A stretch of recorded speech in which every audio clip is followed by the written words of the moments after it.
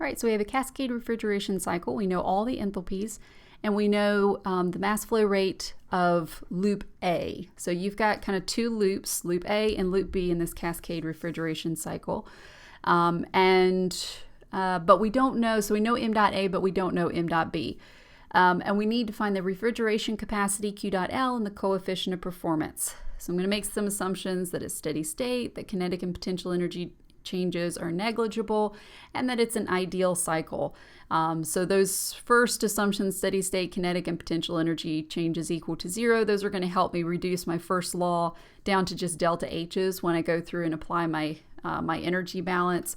And the ideal cycle takes into consideration that I don't have any heat transfer where I don't want it to occur. So let's go ahead and kind of figure out, get our bearings about what's going on in the cycle. So if we look at loop B, so we're going to start on the right-hand side of this diagram. As your refrigerant passes from 8 to 5, it goes through an ideally isentropic compression process. So the temperature goes up, and the temperature, and then it goes into this intermediate heat exchanger. Now at this point, the temperature of your refrigerant on the loop B side is hotter than the refrigerant that's passing through that intermediate heat exchanger on the loop A side. And so heat is going to flow from the right to the left. All right, so now let's look at the loop A side. So your refrigerant is passing through that intermediate heat exchanger 4 to 3. It's heating up, then it goes through an ideally isentropic compression process, and then it's coming out at state 1, and state 1 is the highest temperature and highest pressure that you will obtain in this cycle.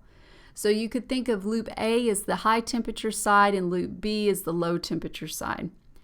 So going back to state 1, now it's going to go through this heat exchanger, and this is your condenser. And remember, this is at the highest temperature you're going to obtain in this cycle, and at this point the temperature of your refrigerant is higher than the temperature of your high temperature environment. So it's hotter than the kitchen or whatever environment that this refrigeration cycle is operating in. And if the temperature of your environment is higher than the temperature of the environment, then heat is going to flow from hotter to colder, and that's your Q dot H. And then it's going to throttle down. It's going to come out at state 2. It's going to throttle down to a lower temperature and lower pressure. And now let's go look at the cold side, loop B.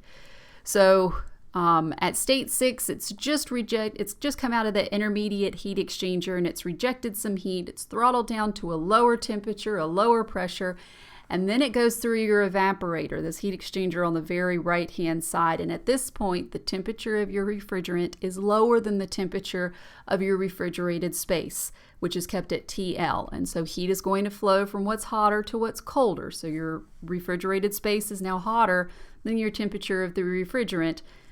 So that's your Q dot L. And now I've got enough information to write down an equation for Q dot L. The only thing that you'll notice is that I've written it in terms of M dot B, which I'm not actually given, so I do need to define that. So M dot B requires me to draw an energy balance, or draw a control volume around that intermediate heat exchanger, apply my energy balance. I went ahead and ignored kinetic and potential energy changes, but I'm going to also ignore that dEdt term because it's occurring at steady state. I'm also going to get rid of the W dot. There's no work or no power. I'm also going to get rid of that Q dot because in an ideal cycle, I don't have heat transfer where I don't want there to be. And the only heat I should have transferred is between cycle A, or between loop B and loop A, and not across the boundary as I've drawn it. So all I should have left are the sum of the M dot H's coming in equals the sum of the M dot H's going out. So I've got things coming in at 5 and 4, things going out at 6 and 3, and then I just need to solve for M dot B, and that's it. So I've got part A, and I need to go and figure out what part B is. So the coefficient of performance is what you're interested in, Q dot L, over which you have to put into it W dot net in, which W dot net in is any W dot in minus any W dot out, and of course I don't have any W dot out for this particular cycle. I do have 2 power inputs for loop B and loop A. So I just need to make sure that I take that into consideration. So the top part of that I already solved for in part A, and the bottom part of it is the power input required for both of those compressors. All right, well, I hope that was helpful. Thank you for watching.